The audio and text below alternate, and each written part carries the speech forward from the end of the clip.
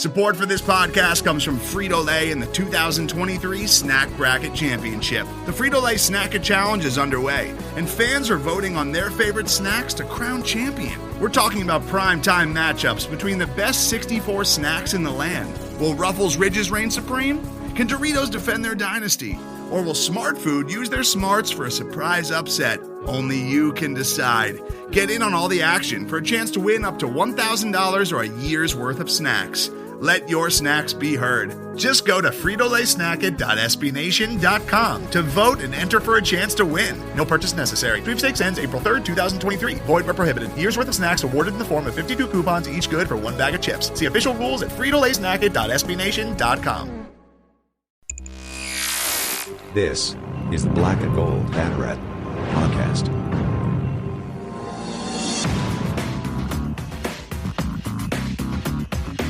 Now, here are your hosts, Jeff Sharon and Eric Lopez. Welcome to the Black and Gold Banneret Podcast. I am Jeff Sharon, along with Eric Lopez.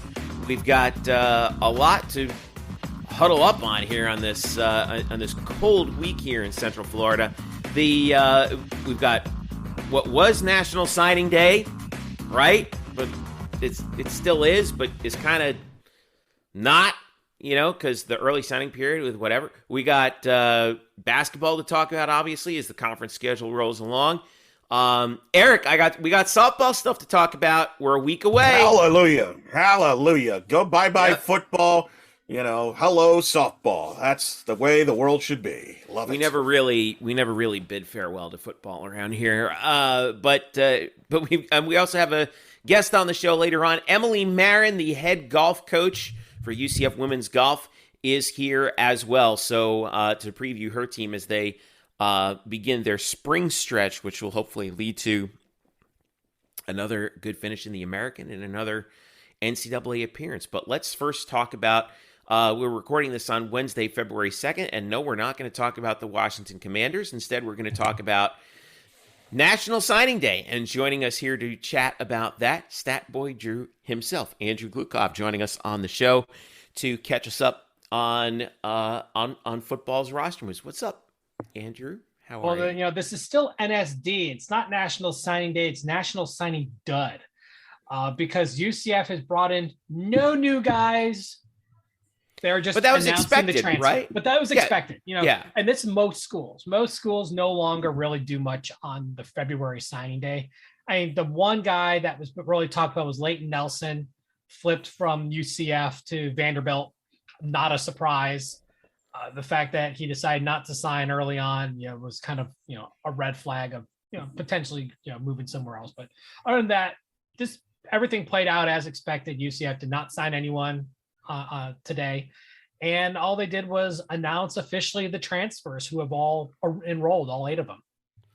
8. So you're right. 8 guys total. 4 on offense, 4 on defense. Just to recap the names: Kimora Gamble from Florida, the big tight end. Kobe Hudson from Auburn. John Rice Plumlee, the quarterback from Ole Miss. Hudson, by the way, is a wide receiver from Auburn, and 6'10" offensive lineman Ryan Swoboda from Virginia. On the defensive side, Lee Hunter, a defensive tackle from Auburn. Linebacker Terrence Lewis, defensive from Maryland. KD McDaniel, a defensive end from Kentucky. And Kobe Perry, an all-conference defensive back from Austin Peay. He was actually a conference player of the year. Defensive player of the year joins UCF. So, all right. So, Drew, the holes that have been filled, did UCF fill them? Yes. Well, I mean, for the most part, there was a couple of areas that kind of got hit. Offensive line was one, losing, Cole Schneider and Marcus Tatum to graduation. Did get the benefit of Sam Jackson coming back for his super senior year, but they got better. Taylon Grable coming in from Jacksonville State, that same team that beat Florida State last year.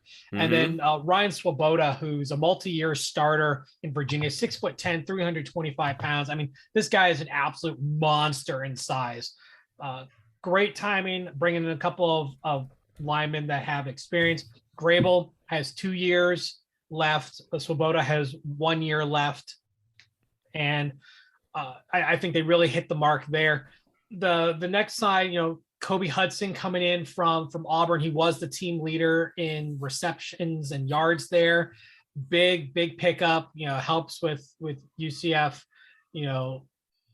from a depth standpoint, losing Titus Mokiatamalala to UCLA and transfer, big turnaround. I think Hudson is less raw, is more developed, and I think it definitely helps elevate that position. And the big wild card is going to be a Plumlee from Ole Miss, who obviously was the quarterback there originally before Corral came and unseated him, and then just never looked back. Plumlee played wide receiver and quarterback at his time at Ole Miss. Obviously, he's probably going to work his way as a quarterback. This guy is an athletic stud. His passing numbers, not the greatest in the world, but such a physical, speedster as he's 6 feet, 200 pounds, and he flies. So they're going to find a way to get him on the offense. He's going to have to compete and win that job. It's not going to be given to him. But, that's probably the best they could have done as far as bringing someone in. There was talks about Bo Nix and all these other guys that just never quite panned out. Plumlee works with the Malzahn offense because he likes quarterbacks who can run, a la a Cam Newton, a guy who can throw the ball. Yeah, Nick Marshall, a guy who has an arm but can tuck it and run with authority, and he fills that. Kimore Gamble, big tight end, very well established. Is here for his super senior year. The real question is, how does that impact Alec Holler, who had a breakout season last year? What's going to happen with him? Is he going to kind of fade a little bit into a second string spot, or is he going to be able to hold on to that starting spot? Obviously, there's going to be competition. Nothing's guaranteed. That one's going to be a real fun one to watch because Holler was a lot of fun to watch. And as the season wore on, he just was, clutch. He was great at third down conversions, had a great eye for knowing where the first down markers were, had very sure hands, good feet. He's still working on his blocking techniques. Obviously, Jake Hescock was the blocking specialist tight end. Gamble's going to have to figure out where he best fits, and that's partly why new offensive coordinator Chip Lindsey has his work cut out for him. These are a bunch of new guys coming in, but everyone's new for him, so it's really good timing to come join the UCF offense. Now on the defensive side, Kobe Perry is a guy I'm a real fan of. Transfer from Austin Peay, was a defensive player of the year last year. Had a couple of interceptions, a number of tackles for loss, plays at the safety position. Safety is an area that UCF can use a little bit of help. And I think he's going to slide right in and make a big difference, along with Terrence Lewis, redshirt freshman, very highly touted recruit. Obviously, going into college, he was a 5-star recruit, was pretty much looking like he was going to go to Auburn, and then they fired Gus Malzahn. So Auburn was taken out of the picture, ended up at Maryland. Didn't play last year, injury. Now he's here. Obviously, his ratings went down, but who cares? Obviously, this guy has a lot of talent. He's had a chance to heal. I think this is going to be a great opportunity for a player like him and KD McDaniel to kind of fill in for Bryson Armstrong, who has since moved on, as well as the depth. You lost Tatum Bethune and Eric Gilliard to the transfer portal. There's a lot of opportunity for these players on the linebacker position to slide right in and become instant contributors. Only question for you on this, because there's a really good recap. Of all these guys, of these 8 guys, which one is going to have the biggest impact, in your opinion, in 2022? Ooh, biggest impact. I'm putting you on the spot. Yeah, that is definitely on the spot. If I had to pick someone, I'd probably go with Ryan Swoboda, because losing Cole Schneider, who was a do-it-all, and Marcus Tatum, who played the right tackle position. Swoboda's specialty is the right tackle, or as Kyle Nash likes to hear Ed Odron say, tackle. he's going to have to come in and really, really cover that spot. And I think he's got the best chance to make a big difference, at least for this 1 year. And again, 6'10", 325 pounds. He started, all but one game last year at right tackle. And that's his spot. So you've got the experience, you've got the technique. There's a need. Everything screams he's going to be the guy. And so I think he's going to be the one that makes the biggest impact next year. Got 2 6'10" guys on that offensive line with Rubelt, man. That's going to be. But call up Johnny Dawkins. We need to get him in on this. All right, Statboy Drew on Twitter. We got the new Twin Towers right there. Andrew Gluchov joining us to talk real quick about the 8 transfers that have officially joined UCF for 2022 on National Signing Day in February, and that's a perfect segue to bring in the student of the game himself, Kyle Nash, as we switch gears to talk about hoops. I think those two know each other. I just gonna go. They may or may not. I don't know. But we wanted to get never heard of her. Kyle in here. Yes. But Kyle, what's up, man? We've got I want to start with women's basketball here because they played the most recently on Monday. Makeup game against Temple that UCF gets off to their now patented lousy start, right? Down 24-11 in the first half, and then they fight back in the second. 1-point game at halftime. Temple kind of had a little something going in the third, but then if you take just the second and fourth quarters, Kyle, UCF outscored Temple 43-17. What was the key in this one, man? Because believe it or not, I can't believe I'm saying this. In her 5 years here at UCF, Masni Kaba posted her first ever 20-point game. Right, and was one of a pair of double-doubles. Listen, I love that Masni Kaba got her 20 points. I had just talked to her after the previous game about the fact that she had 17, and that was a big deal in and of itself. That's a big part of it, but the post players took over, Jeff. This is what you see here, right? In this situation, I mean, listen, Diamond Battles is great, and she will continue to be great. But and the evidence of that is me saying an 8-point game is a down performance, right? But in this case, I mean, Coach Abe has said it herself often that this team is versatile and can have different combinations, do different things.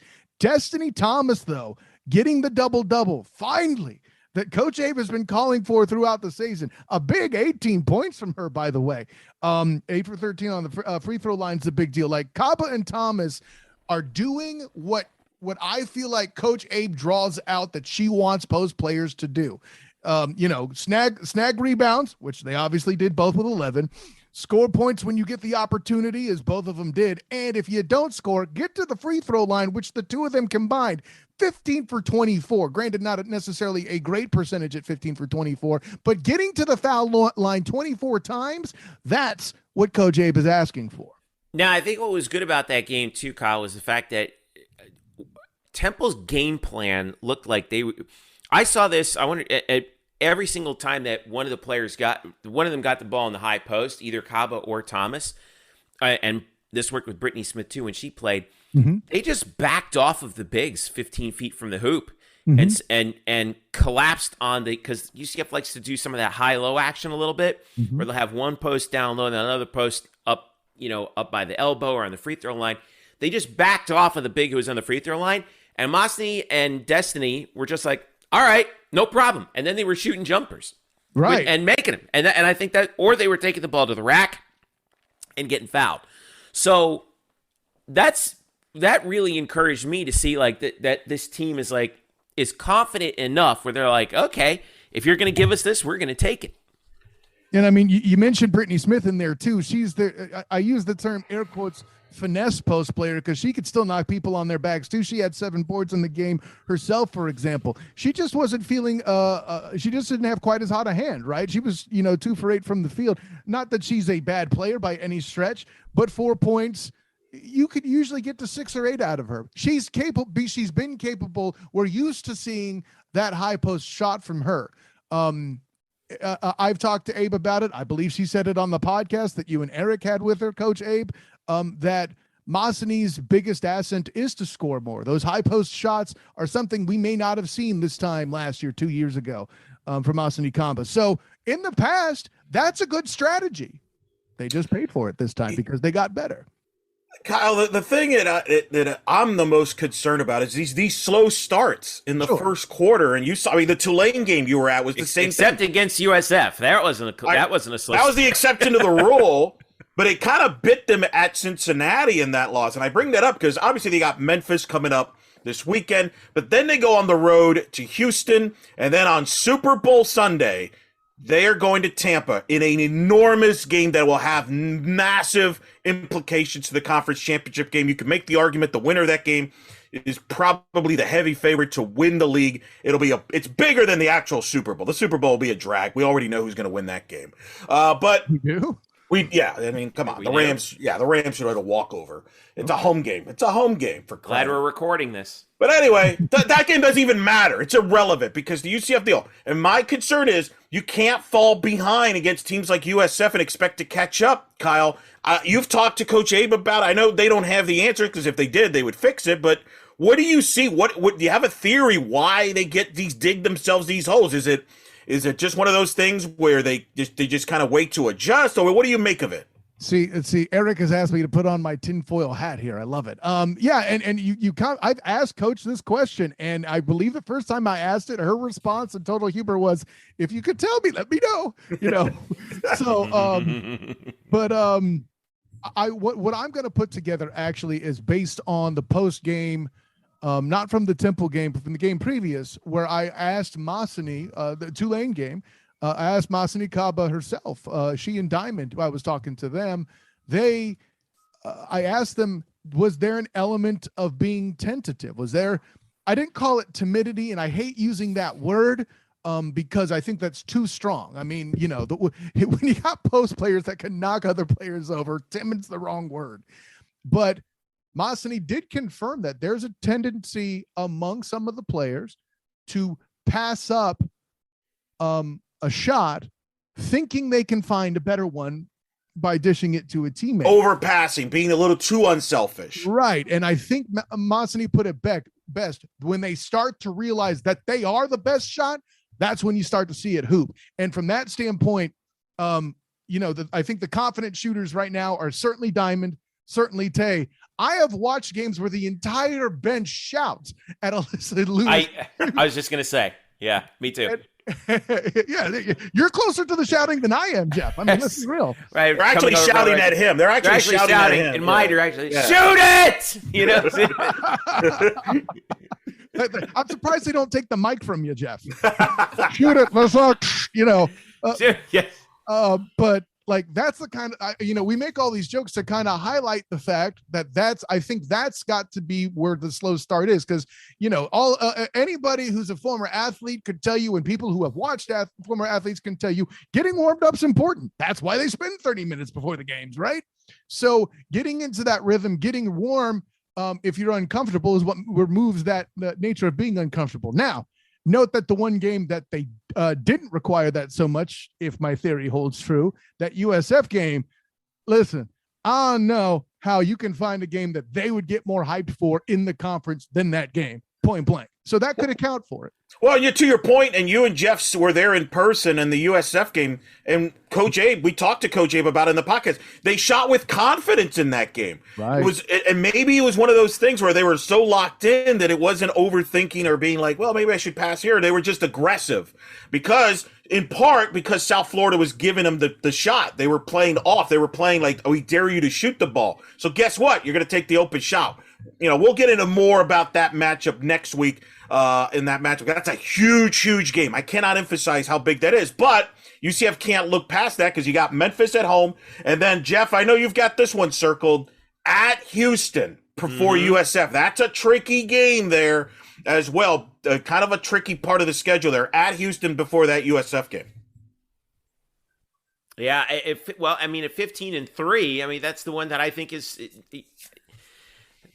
That is an easy game to overlook if you're not careful, but right. I don't think they will here because remember when Houston came here back on the 11th of January, UCF won by 3. So maybe in previous years that might have been like a real danger matchup, but no, that not this time around. But that is a tough stretch. And let's, and Memphis here too. I don't know what we're going to get from Memphis in this game. It's a new coaching staff, new system there. So that always brings a little bit of, we don't know what to expect type of deal. But Kyle, Coach Abe told you that even though this is kind of a busy stretch of the schedule, that's actually a good thing for them, isn't it? They actually like playing a lot more, right? Right. Yeah, no, she definitely intimated that from a preparation standpoint for getting the players ready, it's a lot. You have to be a lot less creative as a coach when there's a game staring you in the face. She was talking about, I think it was leading to the Cincinnati game, that they had 6 days off. So, trying to keep them focused leading into that was a challenge, she said. So, yeah. Right now, UCF, as we go to the net watch here, Eric, is where are they? They moved up one spot to 40. South Florida's at 38. So they functionally, Kyle Nash, neither of those teams have moved since the last meeting. For all intents and purposes, yes. And like to say, I'll put it this way. While I don't necessarily sign off that the winner of the next UCF game declares the favorite for the conference, what I will say is UCF does have a heck of an opportunity to look good sweeping. Yeah. Well, it's a 2-game swing. That's why it's a 2-game swing, because the winner of that, if UCF were to win that game, they would get the tiebreaker edge. So they almost would pick up an extra game on them if they could pull that off. Whereas if USF wins, they split the schedule, and odds are USF will end up winning the tiebreaker, depending on how the rest of the year goes, because UCF has that loss against Cincinnati, which is kind of hovering there a little bit. That's the one that kind of stings a little bit. Real interesting point, by the way. Charlie Cream, the bracketologist for ESPN, has UCF as the 9 seed right now, playing in Raleigh against Florida Gulf Coast, 8-9. He's projecting him to win the league. South Florida, he has him as a 9 seed, playing Missouri in Louisville, with Louisville being the top seed, NC State the top seed in that region there. So that's a good sign that they're both 9 seeds for Charlie Cream. I think that's fair. But again, they got to take care of business first, because you mentioned it, Jeff. Memphis kind of new coaching staff, early Saturday tip. And again, I just want to see a good first quarter for a change. Don't play from behind. Don't dig a hole. I don't care about the first quarter, okay? You know what I want to see? I want to see us win the rest of the game. The dub. That's all I care about. But it's a lot easier to do that if you win the first quarter. At least stay even. That's all. Well, if my theory holds true, our friend Noah Goldberg's like stressed out after each first quarter. He's nervous. We have to calm him down. Noah all the time, relax. It's okay. We'll be fine. Shoots better that way. It's great. No, I know. I'll put it this way. If you're looking for that turnaround in the first quarter, I would not point to the Memphis game where the strategy is uncertain. I don't think that's So are you saying it's going to be like another 22-9 first quarter? I'm not saying that either. Can we find that middle ground, guys? That's all we're asking. Middle ground. Yeah, it's got to be. Listen, it's got to be next games that we do, Kyle. We just have to joke with Coach Abe about it in the press conference. Like, a little better first quarter this time. You're only down 7 or whatever it is. Ladies and gentlemen, let's talk about that effort. Let's notice how Boss Man says "we" when I'm the one in the salt mine. I know. What do you think we pay you for? All right, I want to flip over to the men's side here, because, well, that was a missed opportunity in their last game out against the Houston Cougars. A game where UCF really had a couple shots there, Kyle. Yeah. I believe it was they were within what? I think it was 3 or 4. 3 points in the second half. And couldn't get that one bucket that they needed to tie it up. And let's give credit to Kelvin Sampson in Houston. That is a really well-coached team. Every guy on that roster, just from my relatively amateur observation, every guy on that roster knew the scouting report on every guy on UCF's roster cold. And you can tell by the tendencies that they forced them into. Every time Darren Green got open, they got him off of his spot. He could not shoot in rhythm. Every time Brandon Mahan got the ball, they let him either shoot from the outside, or if he drove to the basket, they forced him left. And Brandon's not has a lot of trouble finishing with his left hand. In fact, he didn't finish with his left hand at all. He had a couple like acrobatic layups going to the left where he used his right hand, so that was rough. And yet still they were, it just felt like they were right there, but didn't have enough gas to get over the hump. So what did we learn from that?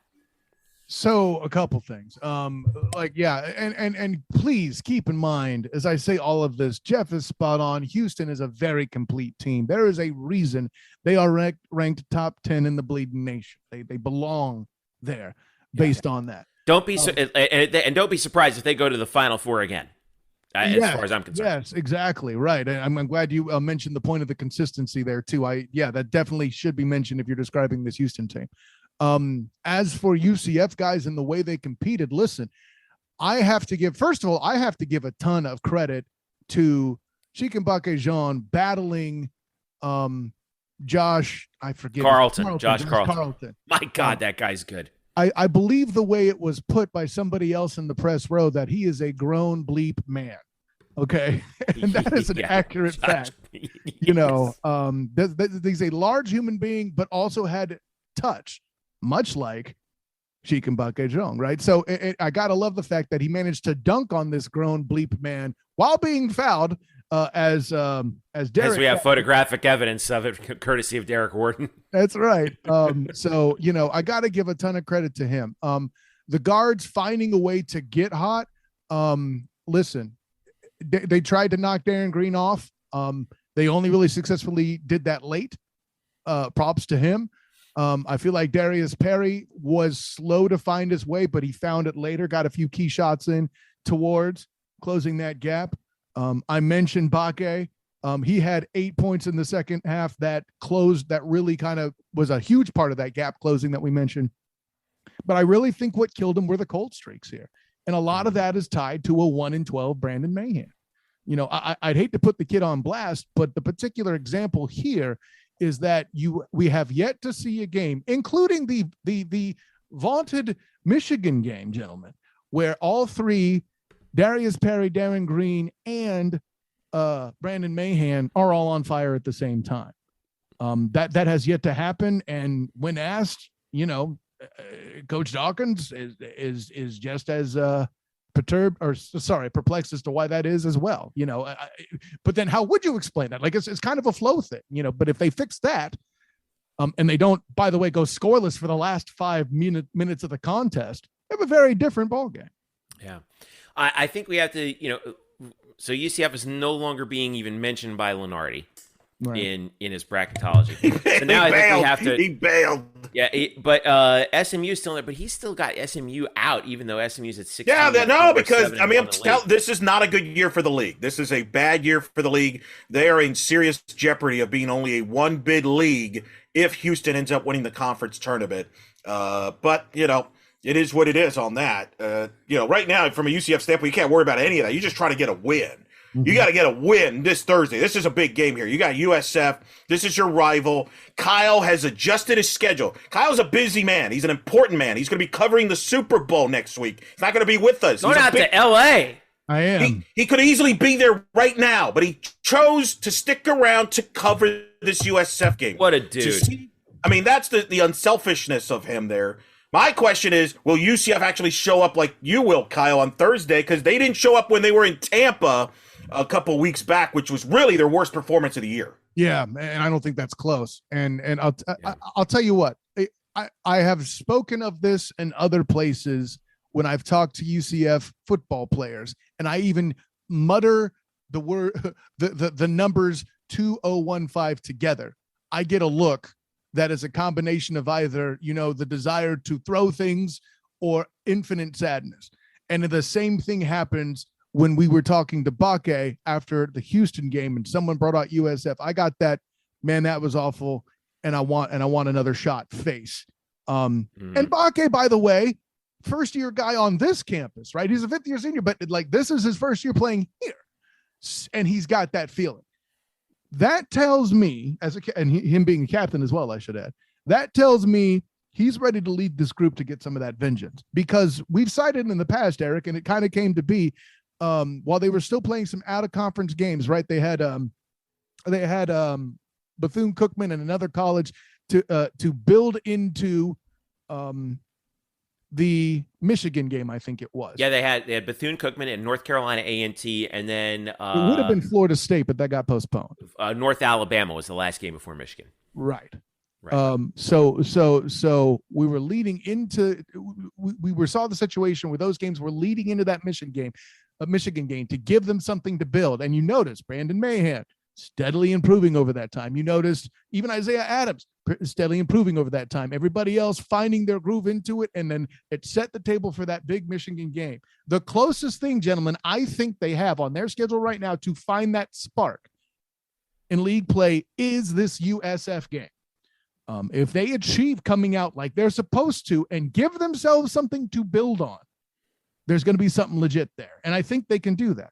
Also, if they don't, boy, that's really going to take some wind out of the sails. And Johnny Dawkins will truly have a difficult task, in my opinion, trying to get that motivation right where it needs to be for his guys. Well, especially when you got to go to Memphis following that, the House of Horrors there. 2 days later, right? Yeah, that's not going to be fun. Then you host Wichita State for a rare 9 o'clock Orlando tip, Eastern time tip. Holy macro. Get your caffeine ready, people, for that one. But look, the issue is with this team, and I think we've seen it with the 2 years, they need Perry, Green, Mayhem, and I'll throw Isaiah Adams, who was good last year, hasn't been this year. Of those 4 guys, you need 2 to 3 of those guys to do well for them to be successful. When they struggle, if only one of them does well, it's a struggle for them to score. We saw that in Tampa. We saw that in the Houston game. That's their offense. That's where their offense is coming from, and they're streaky guys. And, the South Florida series has traditionally been a low-scoring series. They play low-scoring, close games. I mean, opposite of the women, by the way. Right, it's weird. But look, that was it. I agree with you, Kyle. If they're ever going to come out ready to go, this has to be the game, because they were embarrassed in that game. That was an ugly, ugly performance. It was so ugly that you were internally pointing the finger at our colleague Andrew. You were blaming him because he was covering the poor guy was covering the game. That's how bad it was. It got really. You were screaming at him in the chat to just leave the arena. Yeah, now. You were. Remember, kids, the lesson we taught you last week about false angst. It's a great marketing tool. No, I can't agree with you more on that, Eric. And I think you mentioned Memphis. See, if they do beat USF and they're going into that Memphis game, we've seen Memphis have a little bit of that dysfunction. And I'm not necessarily referring to a press conference, but that does help.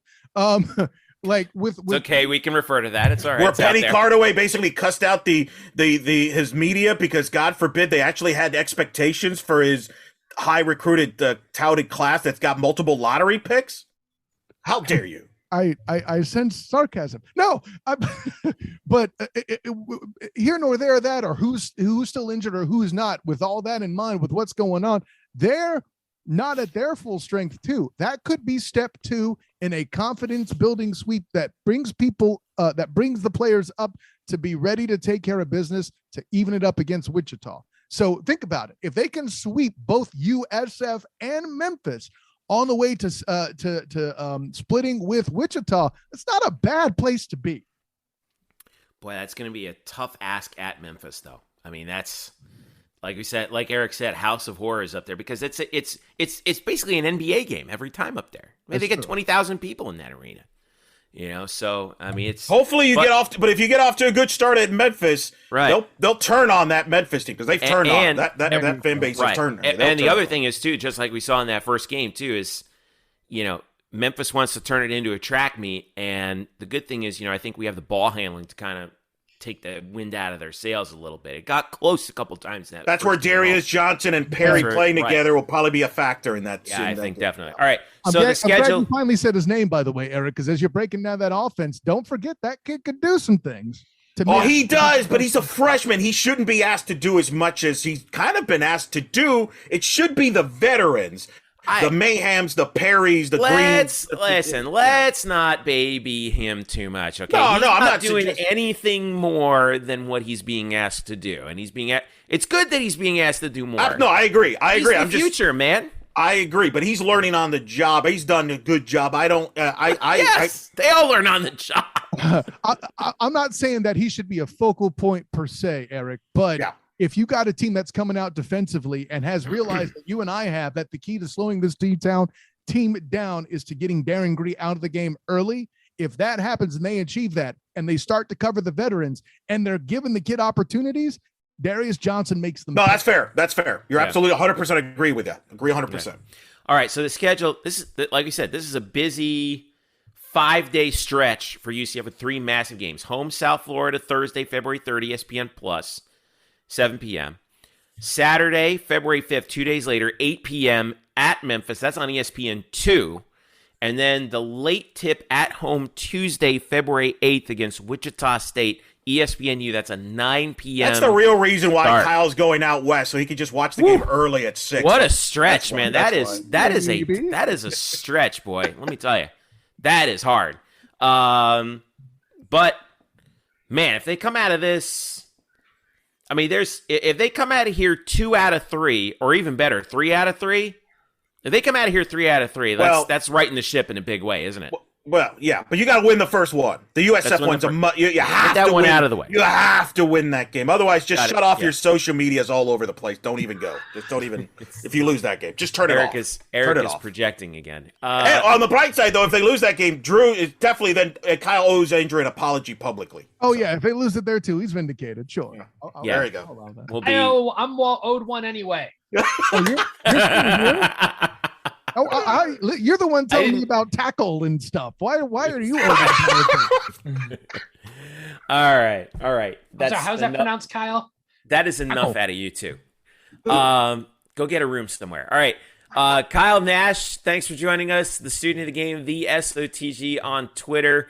You can follow him for all the latest on UCF basketball and also all your Super Bowl coverage from one of your other jobs. Oh my God, you actually get to go to the Super Bowl. Now you're going to be at the game. Not at the game, but I will be doing all the media coverage. Okay. Covering our Rams back, Mr. UCF, Mr. France. Will you be back from the game or before the game? No. I will be taking in the game in Los Angeles. Who knows? Maybe I'll find a way and get lucky, but that's the plan. What he's really saying is he's secretly going to shoot a commercial for the Super Bowl. That's what he's doing. Oh, I see. He's going to scalp a ticket. Yeah, or that too. These are all great ideas. Should I be taking notes? Drew, Andrew is at Statboy Drew on Twitter.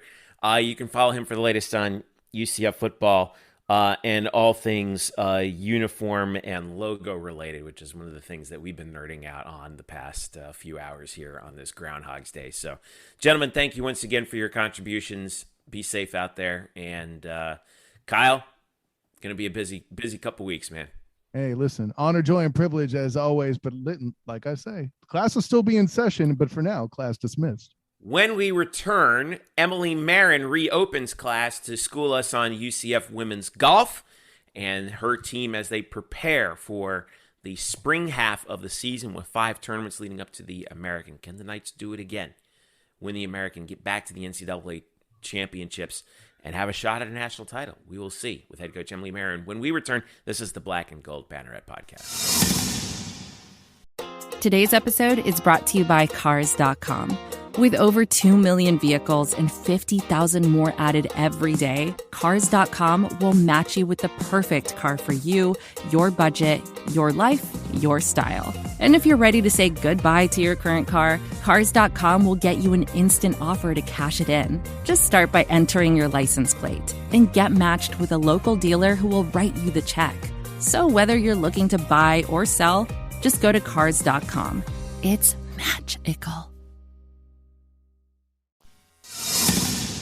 Welcome back to the Black and Gold Banneret Podcast. Jeff Sharon and Eric Lopez with you here. Bryson Turner joining us on the program to talk about UCF women's golf as we start our spring previews. We've seen Emily Marron year in and year out, guys, just pump out success constantly. And this year looks to be another really good year for her program. They as successful as they've been, over the course of, and it's hard to be consistently successful in golf. Just ask anyone who's played golf. It's hard to be as consistently successful in golf as UCF has been on the women's golf side.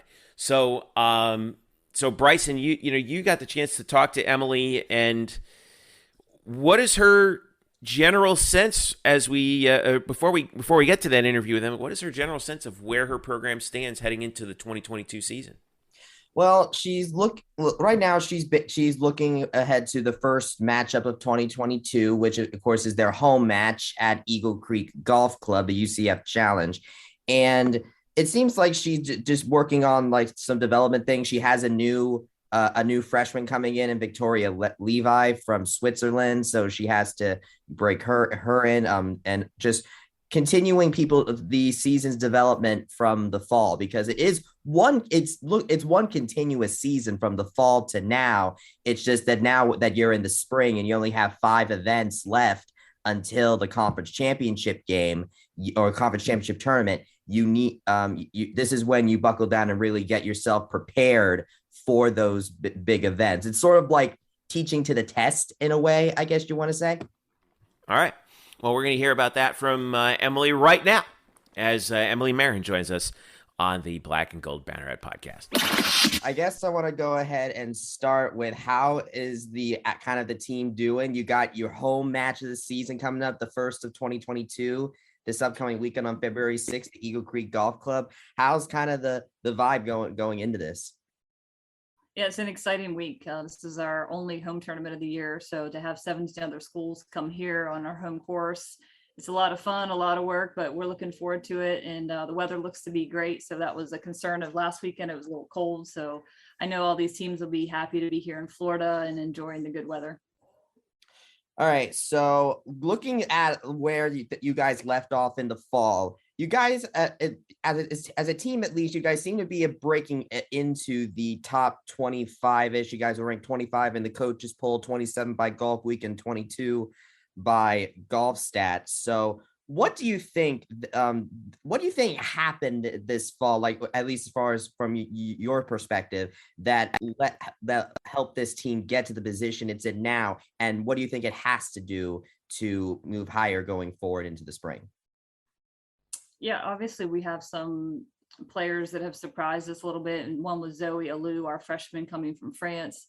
Because of COVID, I didn't get to recruit her really, or Steve. We didn't see her play. So it was a little unexpected what Zoe was going to do, but I think she has added a lot to our lineup. Obviously, she tied the school record in the fall, and just was that kind of extra power that we needed to get into the top 25. I said this summer to Steve in the office, I'd say, I'm tired of kind of just being top 40. We want to make that press into the top 20 and the top 10. And that just takes consistency across the board. We also started working out more. I thought that was something towards the end of last year. I could see our team getting fatigued and tired.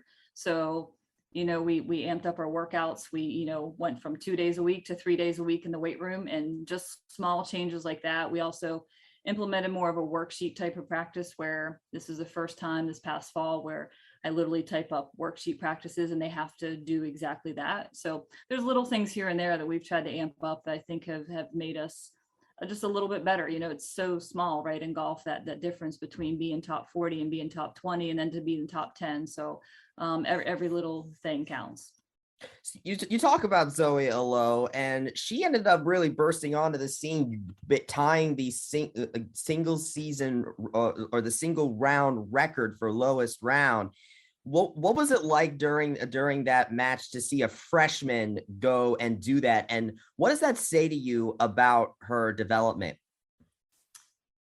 Yeah, like I said, Zoe, literally the first time she was ever in the United States is when I picked her up at the airport in August, and I had never met her. She had never been to the United States. So we had no expectations for Zoe. And, she's obviously tremendous talent, but she's just been that kind of spirit we need on the team too. Everybody loves her. She's a great kid, easygoing. But as a coach too, I have to learn her styles a little bit. That actual tournament where she shot 65, we joke with her prior to the day leading up to the practice round. We got there, everybody's practicing, and Zoe was sitting on a bench, and she's like, I don't need to hit balls. And I thought, okay, I don't know her that well, so let's see. And she just knows what she needs to do. She's a very unique player, but her fundamentals are so good. She's such a good ball striker, but she's not somebody who wants to go out and practice for 7-8 hours. But she knows that, like, she knows her game really well. But we had to learn that. I mean, as a coach, to sit there and say, okay, this girl needs a day to kind of rest or needs some time.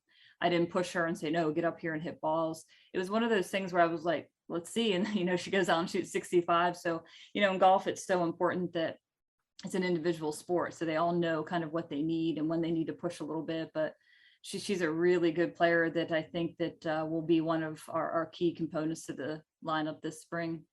Speaking of freshmen, Victoria Levi has now joined the team. I don't know when she'll make her Knights debut. I don't know when you have plans for that. But what are your plans for her going into this season? And what have you seen out of her so far? Because I imagine she hasn't been here that long. So what have you seen from her, and what could we see from her this season? She's another COVID kid, as we called them. We hadn't seen her play either because we couldn't get over to Europe to recruit. So, she's only been here with us 3 or 4 weeks, and it takes a little bit. That transition sometimes is a little bit harder for others. First round wasn't so great, but now we've seen her kind of getting adjusted. And like I say, there's a lot to go into playing great golf, of being comfortable here and learning our system and school and just everything that goes into it. So I think she'll be okay. It's hard as a freshman to come in midway through the season and try to get into a lineup that's 22nd in the country. But I think that she could be, by the end of the season, probably right there, whether she's playing 5 or she's our sub at NCAAs. We're actually just at lunch talking about that. That's our goal, is, NCAAs and learning who can be in the lineup for conference, regionals, nationals. Of course, these tournaments are important, but we're kind of building the lineup to see who are we going to play at conference, who are we going to play at regionals, who's going to be the national championship. And obviously Victoria, she could be in that. We just need to get her some experience quickly. When you miss out on the fall season, this week is going to be her first college tournament ever. So, we'll see how she does. She'll probably play as an individual for us this week. And then we'll just kind of see from there if she can step up and make the lineup by the end of the year. Yeah, you talk about like building the lineup for these big tournaments. And one thing that, like, for golf and in comparison to other sports that UCF has, is that you guys don't really have a lot of chances to compete before you go to the conference championship. I'm looking at the schedule now. You have the UCF Challenge, the Moon Golf Invitational in Melbourne, Gainesville, Briars Creek, and Brickyard, and the Brickyard Collegiate in Macon. That is only 5 tournaments before the American Athletic Conference Championship in Pinehurst, North Carolina. So can you talk about, like, being in a sport where you don't really have as many chances as others to really figure out your game and how to prepare for that all important conference tournament?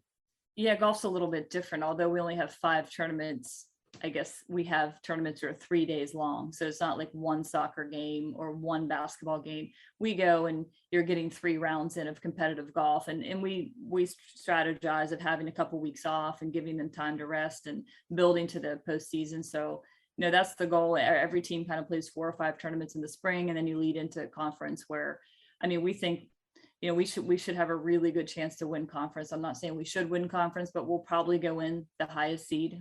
We should be, the best team in the American Conference. But that doesn't really mean much. We've seen that, year after year, the team that's sometimes the highest ranked in the conference, it's who's best on those 3 days. So we played the course last year at Pinehurst. It's the same course, and we have some girls who played there. So, I know our seniors really won a conference championship. They've been to the national championship, but they've never won a conference. So that would be special for them.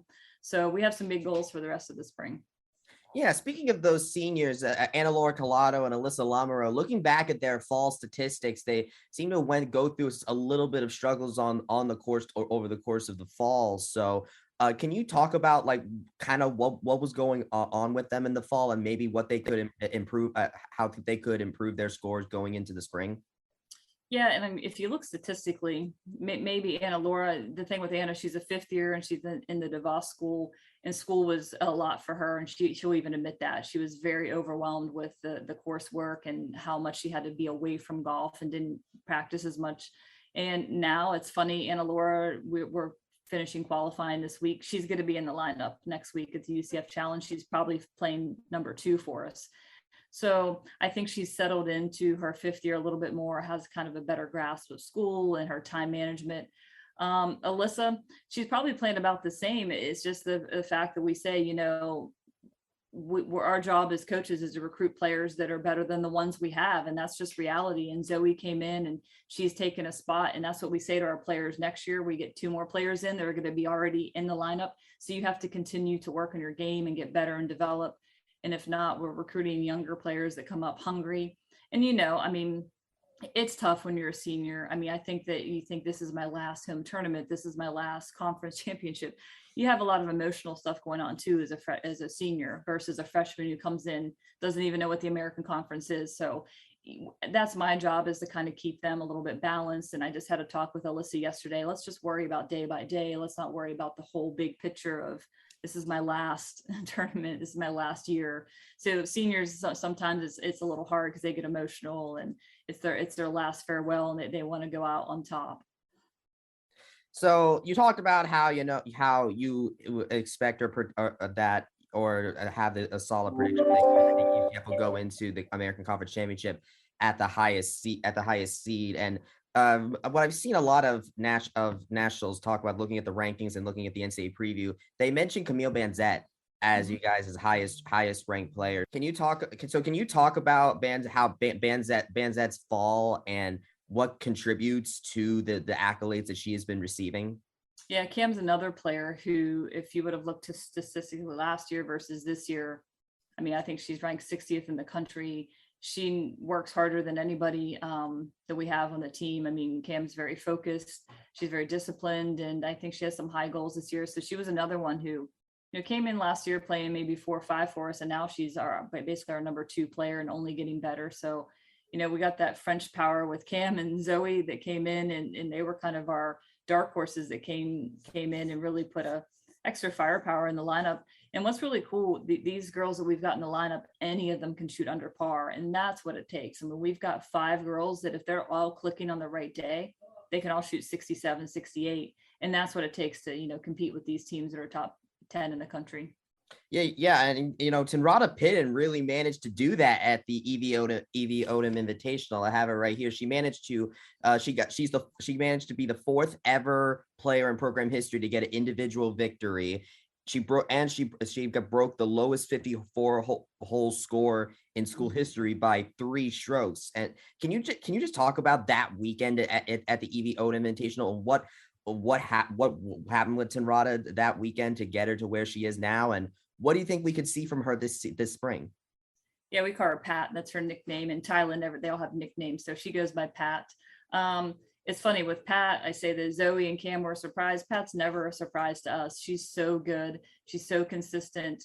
I actually had a talk with Pat prior to Princess Anne. I had her in the office, and I just kind of told her she needs to make that little extra push. I could kind of see she has a very calm demeanor. She never gets upset, never gets emotional, and that's a good thing. But every once in a while, you have to light that fire and say, Pat, I told her, I said, you can win this tournament. Go win. You've got to push a little bit and expect to win, because I think she probably was like the highest ranked player in the field.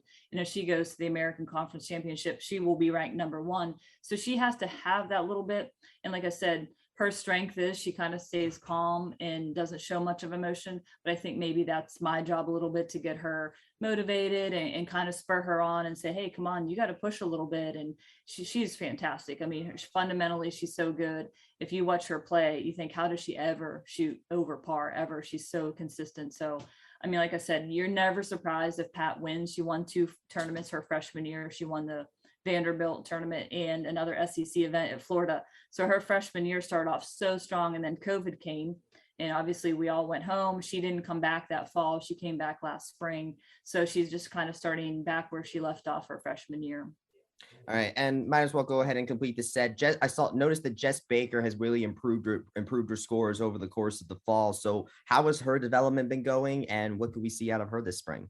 Yeah, Jess is a really powerful player. She's probably our longest hitter on the team. She has tremendous power. We've just worked really hard with Jess, like 100 yards and in. She had to get better with wedging around the greens, and she admitted that too. So that she went home this summer. She put in the work with her coach back home, came here this fall, almost a different player inside of 100 yards, and is just more confident now. So I think that, she's such a great power player that if she can get that short game down, again, for her to shoot over par ever is probably a surprise, because she's so powerful and any golf course, for her, she's hitting 2 or 3 clubs less than everybody else. And, they're just great together. I've said that from the beginning. We have like 7 really solid people. And that's the other thing. I mean, you can't do this just with talent alone. You have to have some really solid people and supporting each other. And there's a lot to it that goes into success at this level. So we're excited about what we have. Well, you're about to go up. Well, you're about to go up into another level very soon with UCF entering the Big 12 conference in the very near future. Can you talk about what you expect going into that, even if it's a little bit far away, and how you could maybe expect things to change once that transition happens? It's exciting. I mean, going to the Big 12, obviously we're all excited about that. For golf, it's a little different in the sense we don't play a conference schedule on a regular basis. We only have a conference championship, but the Big 12 is a really strong women's golf conference with Texas and Oklahoma State, Baylor. I think we have probably 4 or 5 teams in the top 25. So we know we have to up everything from our recruiting has to get a little bit stronger, our facilities, everything here. And we're excited. I think we've been telling recruits, hey, we're going to a different conference, which again, doesn't mean a lot for us in golf, and we don't change our goals at all. But I think to be able to go into a conference that's so top heavy in women's golf is exciting. What do you expect from this team going into this season? What are you looking to do?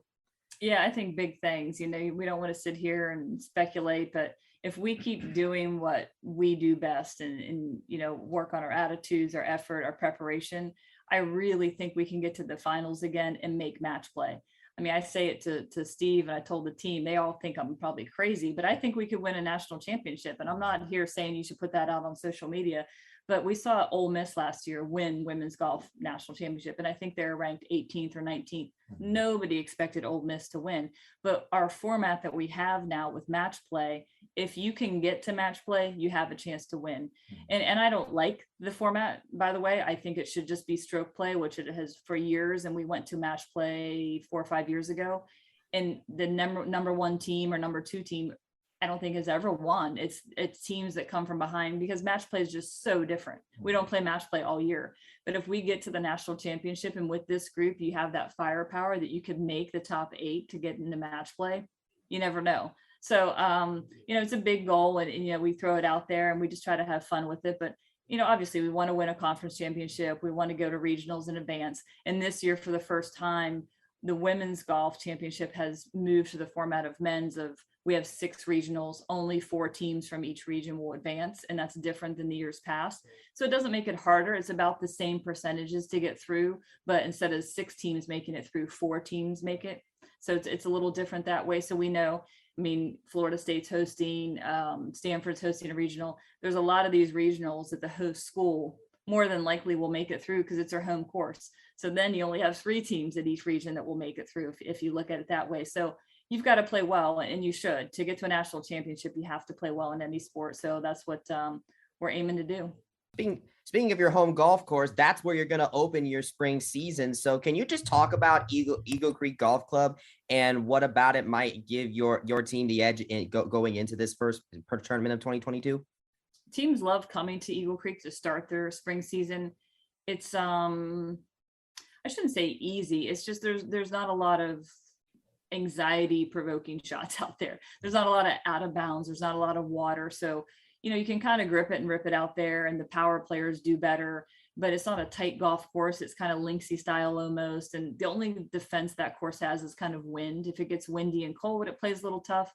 But we had a girl, I think 1 year from Tulane, shot 29 on the front 9. You can go out there and shoot 66, 67. So I think teams really enjoy coming here. You're not going to shoot a high score more than likely. So, but for us, we know you got to make birdies. You've got to just put the medal down right away. You can't go out there and just be playing for pars. We have to be playing for birdies. And we've been playing it for the last 3 weeks. They've been playing really well. So we'll see. All right. Well, good luck this weekend, and good luck for this season. I think this team certainly looks locked in and ready to go. And I'm excited to follow you guys and how things ends up turning out. So, Coach, are you going to help us get verified on Twitter?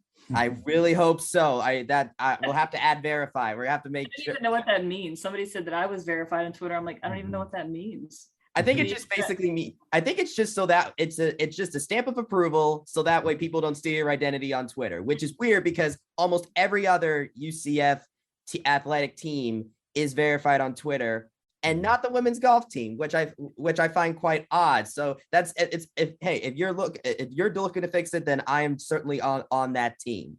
Maybe I need to start like tracking Elon Musk flights or something like that. maybe yeah. I would add verified or something. I would probably do that. He would pick us. We could use a fundraising. We could use that money. Yeah, maybe, Elon Musk to give us some money. Yeah, I would say so. Yeah, we gotta. Yeah, hopefully we can get. Hopefully a bunch of us can get on that because that's something that we really hope gets to be a thing soon. So, Coach, thank you so much for joining us today. And best of luck. Yeah, we really appreciate your support. Thanks so much. Thanks again to UCF women's head golf coach, Emily Marron, for her time and her insight on her program. Bryson, so, all right, like you said, and like Emily said too, 5 tournaments to go. Obviously, their home tournament, and then they play a tournament in Melbourne, which is actually hosted by Louisville. They played the Lady Gator Invitational, as they do every year. They go to Kiowa Island and then Macon, and then it's AAC tournament time. So the plan right now, like you said, is teaching to the test, getting ready for that AAC tournament in mid-April in Pinehurst. And as we wrap up the interview, your thoughts on, are they a legit contender, not just for the AAC, which we know, but to really get far in the NCAAs this year?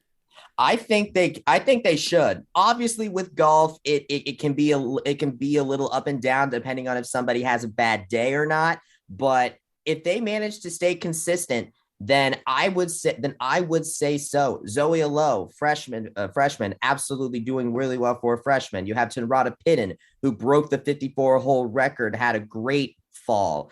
And then you have Anna Laura Collado, who did not have a very great fall, but as Emily Marron explained in the interview, she's made a lot of progress since then. And I actually had the opportunity to meet her once when I was doing another story on Richard Lapchick, who was her professor in the DeVos Sport Business Management Master's program.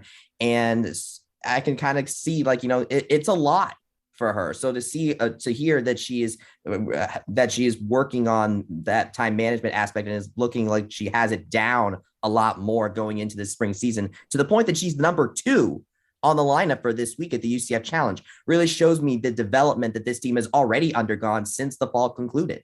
Yep. So I'm very excited. I'm very excited to see what this team is capable of when they start competing this weekend at Eagle Creek Golf Club. Yep, Eagle Creek is the home of the UCF Challenge, UCF's home tournament. They have 3 tournaments in, relatively close proximity here to Central Florida. Melbourne at the Moon Golf Invitational on February 20th through the 22nd. March 5th and the 6th, the Lady Gator Invitational in Gainesville. But, of course, the home tournament February 6th through the 8th, the UCF Challenge for UCF women's golf. Thanks again to Emily Marron for her time. Always good to see Emily, who is, by the way, great follow on Twitter. Make sure you follow Emily on Twitter as well. And we need to get fantastic. The golf account verified. Yeah, seriously. Yes, we need the blue check on that. All right. We come back. We got lots of other things to talk about, including tennis getting underway. Men finally getting off the schneid a little bit here. And a couple other things that we wanted to actually, we're going to have some softball talk with Eric Lopez here for the first time this spring. I know he's been looking forward to them. There we go. Yes, some real softball talk. Stick around. We'll be right back. This is the Black and Gold Banneret Podcast. Welcome back to the Black and Gold Banneret Podcast. Jeff Sharon, Eric Lopez, Bryson Turner joining us once again here for our third segment as we clean up some loose ends here. As we start with tennis here, Bryson. UCF men kind of got off to a little bit of a rough start, but they got, during that ITA kickoff weekend, they kind of pulled things together a little bit here, right? They beat Louisville 4-3, but then lost to Stanford. So right now, this team is sitting at 1-3 to the start. Boy, they just get off to such rough starts and then really pick it up. So, any reason to panic in your mind? It depends on what your perspective is. So the one team that they have beaten so far, Louisville, is not ranked. Georgia, Florida, and Stanford are all ranked in the ITA top 25. So I think the biggest goal at the short-term goal right now for the men's tennis team is to get over that hump and beat a ranked team, which they will be able to do soon as they travel to face Wake Forest on Friday. But that said, there is some glimmer of hope. Leighton Cronhay and Bogdan Pavel, which is a relatively new pairing that has come up this fall season, beat the number 8 ranked doubles team pair in the country from Stanford, Arthur Fury and Alexandre Rostart, 6-3. So while it was an overall loss, there is some very interesting developments coming from this men's tennis team. And I think the problem is that they're just doing all this kind of development and experimenting at a time where they're going up against some of the best tennis teams in the country who are already kind of firing in on all cylinders. So it's really, like you said before, I think it's just going to depend on, one, can they get over that hump and beat a ranked team? Because that's they got to do that now. And after that, can they get some momentum going for conference play to get a conference championship? Man, how fast we change our standards here. Oh, we can't beat a ranked team. What's wrong with the program? I mean, hey, I'm not saying that. I'm just saying that we haven't done it yet. We have. I'm just saying we're playing national title contenders here. Coach John Roddick was a tough schedule. We talked about this plenty of times on the podcast before, and the consequence of a tough schedule is you have things like this, which is why they'll be fine in the long run. It's early. Even with that start. Sorry, Bryson. They're as of today in the ITA rankings, they're still ranked 25th. Yeah, they're still ranked in the top 25 even through all this. That's why I'm saying that this is in the sense that because they need to win against a ranked team because they have several ranked teams on the schedule coming up. They need to start winning now in order to maintain the top 25, their top 25 standing for the moment. I think over the next couple of weeks is when I think we're going to see what kind of team and where we could probably see them shoot for at the end of the season. Yeah. On the other side, the women also split their weekend at the ITA kickoff weekend. They beat UC Santa Barbara 4-2, but then got it handed to them pretty handily by number 25 Auburn 4-0. On Saturday. They face number 7 Virginia in Charlottesville on Friday this week. So, and right now they're ranked 18th in the country. The loss actually dropped them down from 10th, but again, they're still top 25 right now. They didn't have as bad of a drop as UCLA. He went from 4th to 19th in 1 week, but again, nothing too much really to worry about here. You lost to what's ostensibly a higher ranked team, so at least that UC Santa Barbara win was a pretty good one for them, though. Yeah, I would say so as well. I think it also provided some very valuable reps to freshmen Noah Saidanova and Sophia Biole, who both got singles wins in that UC Santa Barbara match. So yeah, I think you got some very valuable reps. You're getting a few different doubles pairings as well than we've seen that are ranked in the ITA rankings. Mm-hmm. So I think through this tennis season, especially because COVID might have interfered with some new arrivals. We mentioned this last week with Brian Kanyeko that they're trying out some new pairings and making sure that once they have the strongest pairings going into their biggest matches later in the seasons. I think this is the case both on the women's side and the men's side, because we've been seeing this on the men's side as well. So yeah, I would say that this is a time in tennis where we're just kind of feeling each other out. Now if you have a tough schedule or not, that's really going to tell what kind of record you have. But this is where what better way to develop than going up against the best, I would say. It's sort of like when you carry weights up a hill and you get heavier and heavier as you go. So that way, when you go up without weights, it's a lot easier. Yeah. All right. Well, that number 7 Virginia match is going to be tough, but we'll see how they shape up going forward for that one. All right, Eric Lopez, the moment you've been waiting for, my man. Let's talk softball. There are rankings. I know you don't care too much about rankings, but UCF starts out the season with a little bit of respect here, receiving votes just outside the USA Today NFCA top 25. So, knocking on the door, and with that early season schedule, chance for them to kind of make a little noise, right? Got that opener coming up in 8 days against number 12 Georgia, and also 2 other teams receiving votes, Minnesota and Fresno in the CFX Classic. This is good. It's nice to have these little preseason headlines, right? So, but where do you stand on the whole expectations game here when it comes to this kind of thing? Well, we'll get into that more next week. Obviously, we'll do a big softball special podcast. Next couple of weeks, we'll have a softball special and a baseball special. Ball, bat, it's here. Finally, February. Hallelujah. Bye-bye football. See you in September. Hello, baseball and softball. Until the spring game, and then here we go again. Yeah, anyway. well, you guys can enjoy that. But no, look, I mean, the expectations are, obviously, the couple of big questions are, who replaces Aaliyah White in the staff? Gianna Mancho take over as the ace, but who's behind her? And with the production, offensively, you lose a Jazz Sparzi, you lose to Kira Klarkowski, you have a defensive leadership.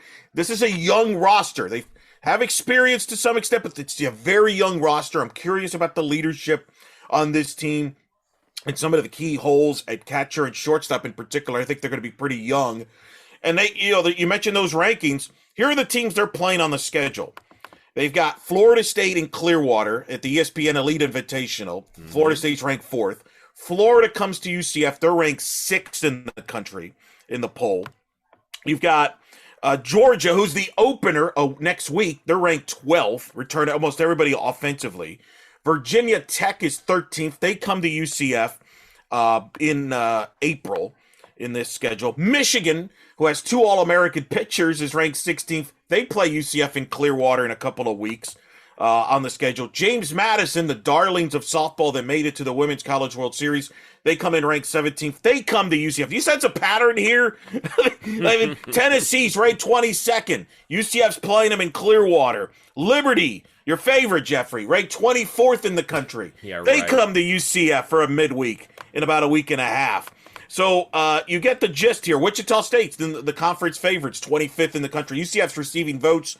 They're 26. Minnesota's right behind them at 27. That's UCF's second game of the season next week. This is a rough schedule. We're going to learn a lot for this young group. They're going to grow up fast, in particular the first few weeks of the season.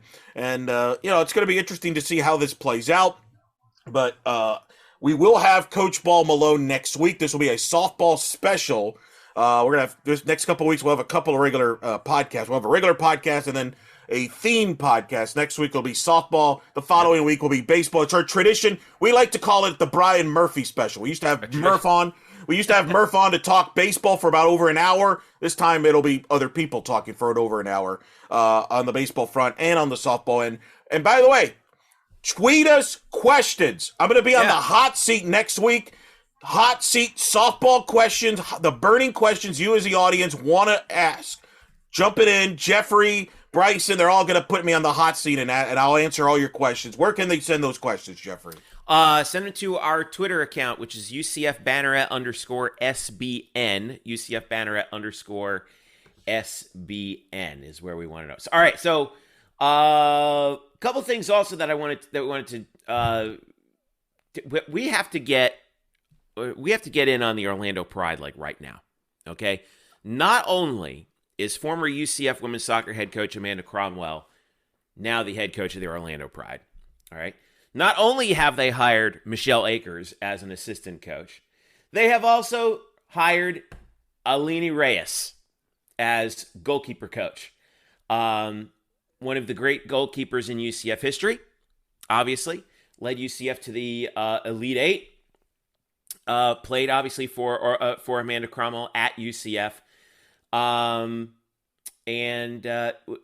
we're getting the band back together, Eric. This is fantastic. I know you've talked to Alina. We've had her on the podcast before. She's obviously such a talent. Brazilian national team, really worked her way onto that roster too. just through experience and just hard work. And now she gets to, she was the goalkeeper coach for UCLA when Amanda left UCF and won the national title out in Westwood. And now she's coming back to try and lead the Pride to an NWSL championship. This is great to see. Yeah, we spoke to Alina in the past. Her goal of long term is to be a coach. She wants to be a head coach, and I think she's been playing overseas in Europe, there in the European leagues, and I think this is significant. That hey, this is an opportunity for me to get back in coaching, coach in the pros here in the States, back in Orlando where she's familiar with. We did that top 80 UCF greatest female athletes of all time a couple years ago on Black and Gold Banneret, and the two athletes I ranked 1 and 2, Michelle Akers, Eleni Reyes, both Hall of Famers at UCF, both have played in the Olympics, both have been in the World Cup. And by the way, happy belated birthday to Michelle Akers. Her birthday was this week, so that's right. Happy birthday, Michelle. Previous guest too. We had her over a year ago. Yep. So yeah, this is royalty if you're UCF, right? Like this is the opposite of Orlando City, which I don't think has any UCF players. Oh, actually, did they take one? Maybe they drafted one at the Super Draft a couple weeks ago. I don't remember, but Nick Taylor. They did. Yep, Nick Taylor. Yep. Well, hopefully they'll keep him around this time, unlike past draft picks. We'll see. But look, this is awesome with Reyes and Cromwell. Obviously, you reunited. You got Michelle Akers. I mean, it's a who's who at UCF soccer for sure. Wow. Think about the bridge of, I guess, generations in a sense, because remember, Michelle Akers was a UCF student in the 80s. Eleni Reyes was about like late 2020, early 2010s, and Amanda Cromwell brings both of them together onto the same coaching staff. Yeah, it's a good bridge. I just find that astounding. It's a good bridge there. And, of course, Cromwell came to UCF, took over the job at the convincing of her teammate and friend, Michelle Akers. So it's all full circle. I think you could make the case that Reyes and Akers are the two most prominent faces of UCF women's soccer history, the two most well-known. And Cromwell coached Reyes and obviously played with Akers. It's just a fascinating connection there. And both of them played with Tiffany Roberts-Hadak, too. Oh, by the way, let's not forget that. We can do a good pickup game there. Legendary pickup game. I think UCF will be a top seed. I would love to see. I mean, the three of them are going to be at some games this fall, right? I mean, they got to be, right? I think you'll see some, back and forth. I think you'll see Coach Sahadak at some of the Pride games and vice versa for sure. I'm honestly glad that Sahadak got her contract extension. Or else I think that, is Cromwell going to come after her next? No. No. I know. She's extended. It's extended. I'm joking. Yeah. But the Pride, their season starts in, I believe it starts in March, right? Do they have that tournament? March, I think March or April. I forget. I'm trying to pull this up here. They don't make it easy on the website here for crying out loud, Orlando City. Come on, man.